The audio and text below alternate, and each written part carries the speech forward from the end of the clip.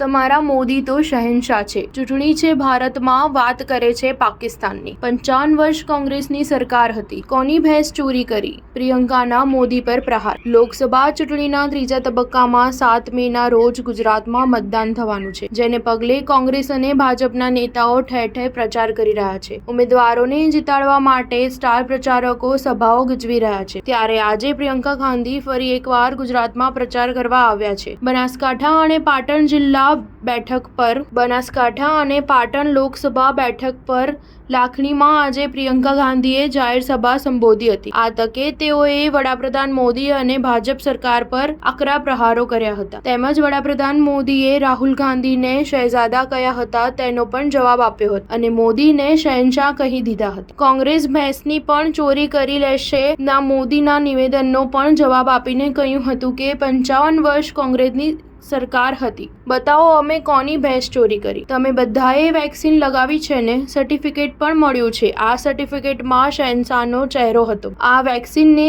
કંપનીએ બનાવી હતી અને તે કંપની પાસે પણ ફંડ લીધું હતું. આજે રિપોર્ટમાં સામે આવ્યું છે કે વેક્સિનના કારણે કેટલાક લોકોને હાર્ટ એટેક આવી શકે છે. 1-2 વર્ષમાં કેટલાક લોકોને હાર્ટ એટેક આવ્યા છે. જે કંપનીઓમાં તેઓએ રેડ પાડી હતી તેની પાસેથી પણ ફંડ લીધું છે અને રેડ બંધ કરી છે. ગેનીબેન ઠાકરે જણાવ્યું કે સરકાર પાસે ઘણી આશા અપેક્ષા હતી. 2 વખત જનતાએ અહીંથી સંસદ સભ્ય બનાવીને ગુજરાતમાંથી તેઓને વડાપ્રધાન બનાવ્યા હતા, પણ ગુજરાતને પોતાના વડાપ્રધાન હોવા છતાં જે આશા અપેક્ષા હતી તે પૂર્ણ થઈ નથી. 4 News 7 હંમેશા સચ્ચાઈની સાથે.